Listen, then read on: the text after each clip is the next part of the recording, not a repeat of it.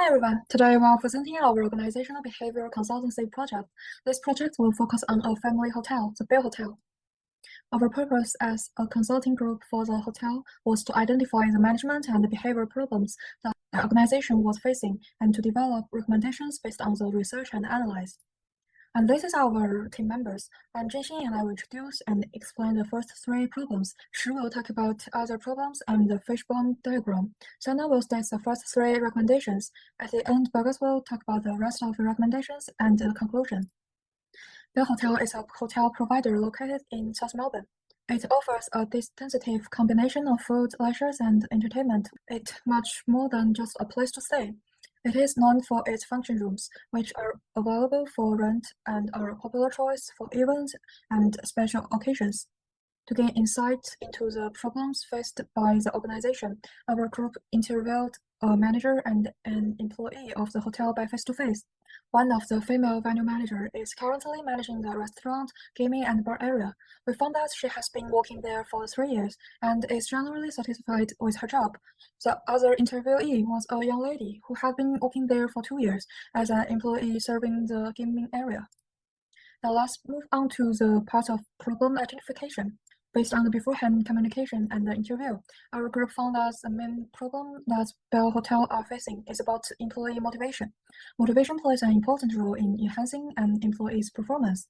It essentially acts as a driving force that encourages individuals to take necessary actions. Therefore, our group identified 5 specific problems based on the employee motivation theory and relevant research. The first problem is about the lack of incentive. The second one is about the communication issues. The third one is about favoritism.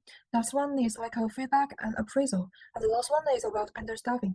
For the first problem, we found out there was a lack of employee incentive. During the interview process, the managers mentioned that they do not have incentive yet for performing workers, and the employee also shared that they do not have any monetary rewards, but only the free drinks to relax. In organizations, incentive is essential for employees' performance as it encourages individuals to work harder and better. Relevant research shows that the monetary and non-monetary reward is necessary for the successful implementation of business strategy. On the other hand, this research also states that the lack of incentives may discourage employees from achieving the goal, which may lead to poor performance and eventually impede the growth of the business.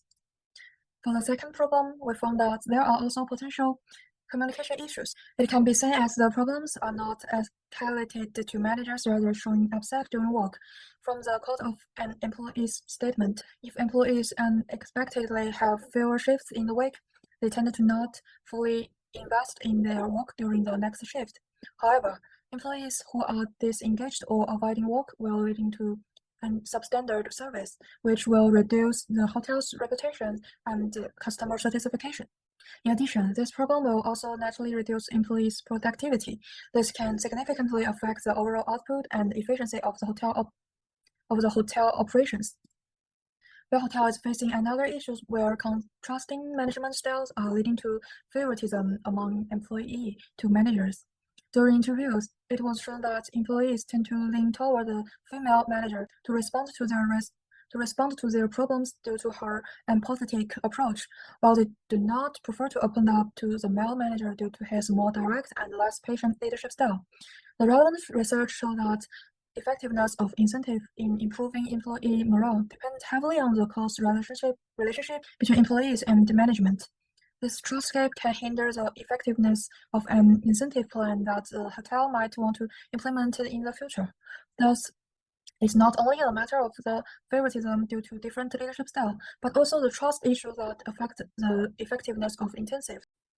Next, we also found out that in the Bell's Hotel, they are lacking of providing the feedback and appraisal for their subordinates. Supervisors provide feedback, offer their employees a clear guide for how they behave in organizations, and the feedback can be also used to motivate, support, direct, correct, and regulate employees' work efforts and outcomes. But from the employees' interviews, we can find out that the supervisor can only provide feedback and appraisal until they make the mistake. If they say nothing, which they means they did a great job. In addition, she saw that the appraisal from the supervisor is not effective for their performance as well. On the other hand, the manager also said that they only have nominations for employee of the month, both from management and their peers. So over time, employee cannot get enough information of their performance, which will cause them to not know which part did very well and which part need to be improved. So for the manager, also do not know what their subordinates thought and whether they are satisfied with their job. Lastly, according to the interviews of the employee, said that the hotel should assign an appropriate number of shifts, such as allowing employees to have sufficient time with their families while ensuring income and reducing their financial stress, ensuring there are enough employees to avoid overworking, allowing staff to have energy to enjoy their home life after work, which means Bell's Hotel do not have enough staff to support their work, or employees may want to earn more and they will give up their holidays. That is a quite serious problem during the work because working overtime will substantially increase their working pressure and decrease employees' job satisfaction for the employee who did not get enough shifts because they cannot earn more, and so they will doubt whether this job is valued.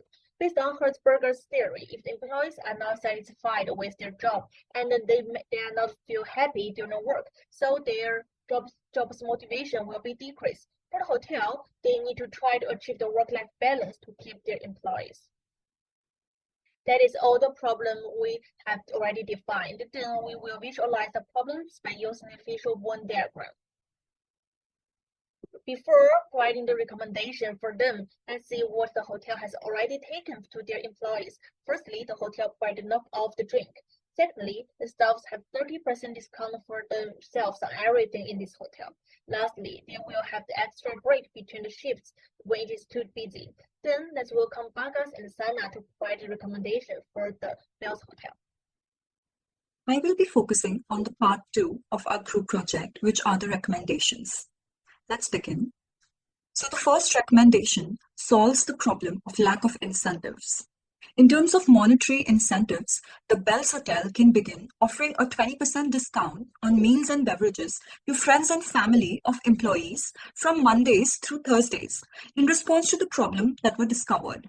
This will serve as a motivator for the staff, boost their levels of enthusiasm, and also entice guests to spend time at the hotel on days when it's not usually so busy. Additionally, after the employees accomplish a certain non-compulsory target, the hotel could begin granting them periodic raises. The target can be pre-decided by the hotel depending on their KPIs. This performance bonus of an increase of 5% in their hourly wage can take place every 6 months. In terms of non-monetary incentives, arranging a social gathering for all the staff on last Thursdays each month from 9 p.m. to 12 a.m. for the managers and the personnel. For them, the hotel's chef can prepare the meals, and this will be entirely free for every staff and manager. This will be offering both staff and managers the opportunity to engage outside of the workplace, which contribute to higher employee motivation levels. Additionally, this will enhance staff engagement levels and offer them a chance to unwind after a month of exhausting work.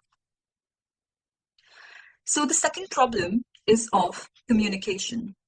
Research by James Hardy in 2005 stated that high team cohesiveness could lead to communication problems and reduced social relations. Identified the problem at Bell's Hotels, where employees tend to solve any big or small problem among themselves, rather than taking it to the managers. Sometimes they get solved, but there are times where they can get escalated and result in not so desired way for the hotel. In order to solve the problem where the employees do not voice the issues to the manager, and rather many of them show their frustration through work, the managers can organize a workshop for the employees fortnightly, wherein they hold a discussion and give examples of how they or previous managers have solved the problems in the past based on their experience. This will lead to an increased level of willingness and comfort for the employees to share the problem with managers and motivate the workers to do their job better. So we now go to the third problem, which is of favoritism. According to Mehmet Ali Tekiner, in their research on the negative impacts of favoritism, it includes lack of promotion opportunity and also a lack of motivation and inefficiency due to selection of less capable candidates. The problem of picking sides on which manager to tell the problem to at Bells can be solved by hosting a one-on-one chat session, formal and informal, every 2 weeks, involving managers and employees, wherein they talk not only about work but also other topics. This could address the boundary and make employees more comfortable to talk to the managers. Furthermore, Bell's Hotel can also focus on organizing team-building activities that involve all the staff and managers.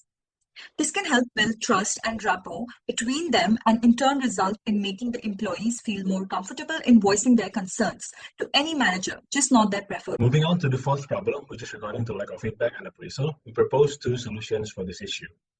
First, we propose a regular performance evaluation but using two methods, in the form of interview and short quiz. Traditional interview is conducted to give direct inputs from managers to staff about what they're good at and what they're lack of.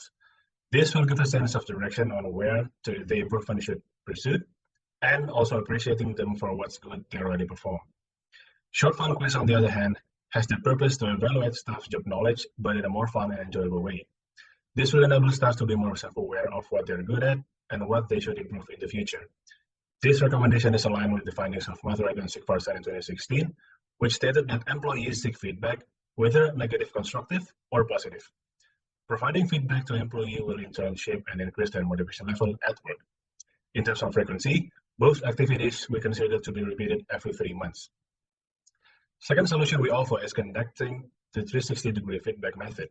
360-degree feedback is the method of giving feedback where both employees and managers get feedback from many sides. There are 5 major feedback sources that could be received by both employee and manager. First is customer to employee, which in this case is managers and staff. Second one is manager to employee. Third is employee to manager. Fourth, manager to manager. And the fifth one is employee to employee. This recommendation is aligned with findings from Baroda et al. In 2012 that this activity could impact and increase motivation should the person accept it with positive attitude. Therefore, the understanding of this method should be communicated beforehand in order to conditioning the staff to receive feedback in a positive manner. We propose that this activity should be done every 6 months. For the fifth problems, regarding understaffing and therefore overworking, we propose for Bells to increase work-life balance. As stated by Okwadimor and Odugua in 2020, theoretically, there is a relation in psychological condition between two conditions, or in this case, between work and non-work condition, called spillover theory. Overwork could lead to stress and less time for employees to do leisure things other than work with their friends and families. It will then lead to reduced positive emotion and therefore poor motivation to work. Giving a proper work-life balance will make them happy outside work, but then they will also bring those happiness and positive attitude to work. Thus, work-life balance strategy is achieved. To achieve this, we propose 4 methods. First is for the management to develop reasonable shift schedules. Second one is to create fair distribution of shifts between the staffs each week.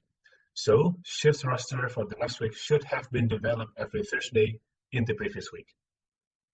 Third one is ensuring adequate rest period between shifts, meaning that if an employee has taken a shift that finished at 11 p.m., they could not take another shift before 11 a.m. the next day. This could be done as soon as possible to prevent build-up fatigue and stress, which will reduce motivation at work. Fourth is for Bells management to regularly review the roster and shifts given to each employee every month, so that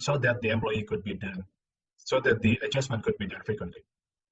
Conducting this method could potentially give even shift between staffs and therefore bring more enjoyableness at work. Enjoyableness at work condition then will bring more motivation at work. Next, we move to the timeline. Here you could see all of the recommendations that we have given for Bells Hotel in order to overcome problems that leads to lower motivation at work. We have configured the starting time of our recommendation in the span of 6 months. Establishing this timeline hopefully could bring more clarity for Bells Hotel in applying the recommendation that we have given, and also could accelerate the change for the better overall organizational behavior. Next is a summary of our recommendation. Here you could see all of the recommendations that we've made and visualize according to which problem that it hopefully could solve. So in conclusion, Bells Hotel already have something good in their organization, which is the strong bond between employees. However, several negative sides also possessed by Bells, such as lack of incentive, absence of performance appraisal, presence of favoritism, understaffing, and also too much cohesiveness between employees. We have tried to propose solutions to each problem arising in Bells Hotel, and also the method and the timeline for each recommendation to be executed. We realized that there is limitation in our solutions given due to the lack of time, experience, and capacity that we have. Thank you for watching.